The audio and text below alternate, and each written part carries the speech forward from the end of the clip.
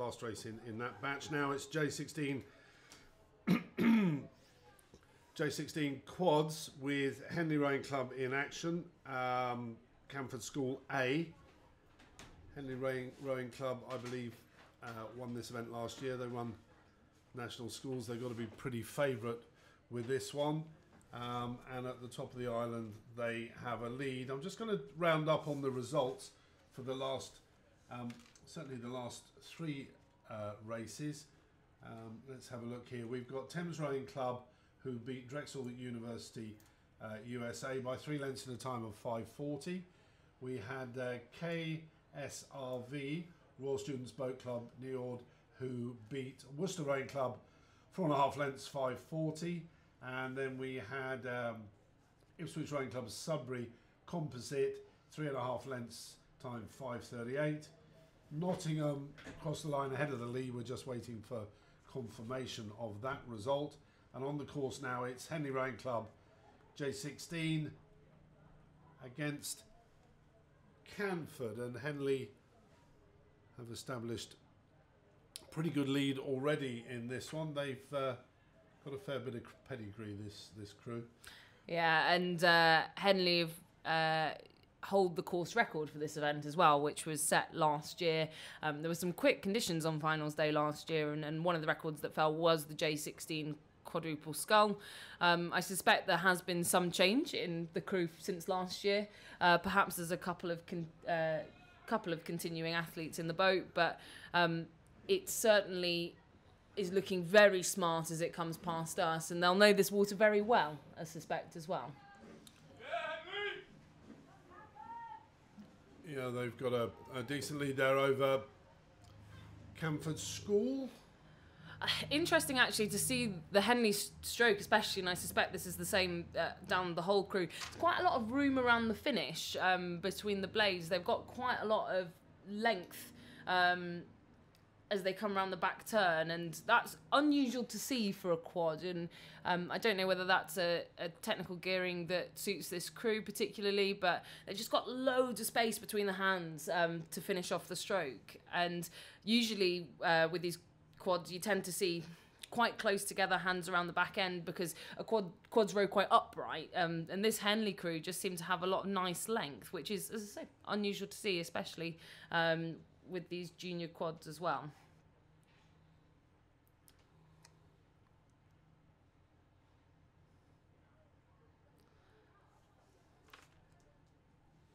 So it is a considerable lead there for Henley Rowing Club, looking to go on tomorrow to defend their title in the Nina Padwick Trophy.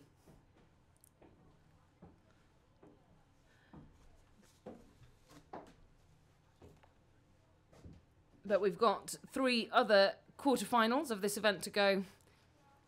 Coming up, we've got Surbiton versus Latimer in the next race, Headington School versus Cheltenham Ladies, and Marlow Rowing Club versus a Clydesdale Amateur Rowing Club composite with George Watson's College. But back to this race, Henley Rowing Club really lowered the rating now. Well, they've got another race to come, so they're obviously going to conserve their energy. On the start line now, we have the next race, which is number 204, Surbiton High School against Latimer Upper School. Latimer Upper finished 6th in the National Schools Regatta. And Henley, yeah, winding down there at the finish. We've had confirmation through that Nottingham Rowing Club did beat the lead. Distance was 3 lengths. Time was 5:41. So Surbiton High School, Latimer up next. Then the race after that, Headington School, Cheltenham Ladies College. And the last J16 quad, Marlow Rowing Club against a Glasgow composite, I think. Well, a Scottish composite. George Watson's are Edinburgh. So, and this Henley crew really are impressive to watch, and certainly will be ones to watch tomorrow. But I think they will get raced hard by one of the, some of the crews that we've got coming up. I saw the time trials for this event happening, and I think the quality of these J16 quadruple sculls is just built year on year. Yeah, definitely. And I think Henley are leading the charge for that, actually. And I must give credit to the women's, the girls' squad at Henley Rowing Club, because they just seem to have upped it a notch across the board from J18 downwards. Yeah. And it's made everyone else respond, and they're now the ones to beat. So I'm really excited to see the next few of these quarterfinals, to see who could be challenging Henley tomorrow. Well, Leon Redmond, the head coach down there, girls coach down at Henley, I actually was chatting to him the other day. I mean, there's a template. Chris Boothroyd ran the programme for donkey's years. There's a template. All that Leon's done is sort of freshen it up a bit. Got a couple of young ideas. And they are committed. And it's an interesting thing, commitment. I mean, some athletes believe they're committed. But if you're not training, 75, 80, 85% of the time, if you're missing too many sessions, then you're not going to cut it. And I think commitment breeds commitment. I think if you've got a committed squad, which is obviously the case at Henley Rowing Club within that girls' setup, it sort of fosters that belief that, if you're the odd one out if you're not doing that. And we've now got the next race on the course, as I say. It'll be interesting to see who'll be facing up against that Henley crew tomorrow. And it's Surbiton High School on the left of your picture there, and it will be Latimer Upper School on the right-hand side of your picture there. Who are dangerously close to that. They are, sort of flitting with the woodwork. With the woodwork, yes. There, absolutely. And they've just adjusted now and come back out into the middle of the river. But in my opinion, I think Surbiton are quite far over, so it might be quite hard to judge. But Surbiton have had such a good build in women's sculling, junior girls sculling over the last few years, and it's good to see them contesting a J16 event, actually, because they did quite well in the sort of junior 18 quadruple sculls over the last couple of seasons. Yeah. And now they're sort of breeding this younger talent, that pipeline to compete onwards and upwards of the junior championship events. And they've now, as you can see there, got about a 3/4 of a length lead on the crew from Latimer Upper School. And Latimer, again, another school that's got such prestige in these girls' sculling events. They've got, a junior 18 quad in the junior event this weekend that are tipped to do very well, and I think could possibly win the whole event, having seen them race. But their J16s as well have done extremely well to get to this quarterfinal event. But I must say I'm very pleased to see Surbiton currently in the lead. Well, Surbiton in the lead. It was interesting there, the girl in the bows turned around and looked over her shoulder. I'm not quite sure why she'd have done that, because steering maybe. Well, yeah. But this is going to be, not very similar to the race that we saw previously. There's no walkovers in the rest of these events, and both of these crews, very high quality and really high quality programs that they deliver. But as it stands at the moment, still overlap for Latimer Upper School, and if there's still overlap, there's still a sniff of a comeback, I think. And as they pass through, that'll be through the enclosures now for Surbiton High School. There's quite a lot of pain faces in that boat, Martin. I think that they've put in a lot of effort to be sat in the position that they're in, looking 3/4 of a length up on Latimer Upper School. And if they are the ones to go through, I think they will certainly feel that tomorrow, especially if they're going up against Henley Rowing Club. Well, it's an interesting mix here, isn't it? If you look at J16s and the quads, you've got clubs, you've got schools, and then you've got a combination of clubs and schools.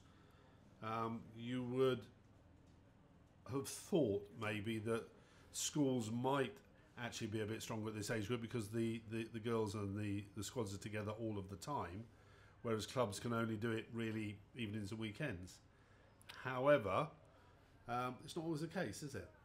And I think that club rowing, you know, we were talking about that fostering of that commitment and that sense of belonging within a squad, and how that grows and allows you to build on a program. And I think, you know, some of the clubs that we've seen coming down the track in these junior events have been building that. And well, there's an example now. So this is the next heat, which is Headington School and Cheltenham Ladies. Now Headington have been top of the pile, pretty much at the top of junior girls rowing for many years, have they not? With a terrific rowing programme. Here's their J16 quad now, and looking very sharp, very tidy indeed, and they've got a decent lead already over Cheltenham Ladies. And Cheltenham Ladies, again, are a programme that I really like to see doing well and competing at these events, especially at the younger age groups. I think they've done really well to qualify, and although they're being led by a very impressive Headington crew, I think they'll be really pleased with the fact that they're competitive here in these J16 quadruple sculls events. But Headington, lots of shouting from the bank for this crew, and a very well-established lead at this point in time. Yeah, the bow girl of the Cheltenham Ladies crew looking around all the time, just making sure that her steering is spot on, and they've steered a pretty good course. I'm not sure you have to look around every stroke, but she's kept them on track. However, Headington got a bit more horsepower, going through the halfway mark now, and they have. That's a good place to be, isn't it? They've got a really decent lead. Yeah, I suspect that they will turn the gears down a little bit as they come past halfway. And you can see from that shot there, Cheltenham Ladies only just coming into the pitch now. They've got a good sort of 3-4 lengths on the crew from Cheltenham Ladies.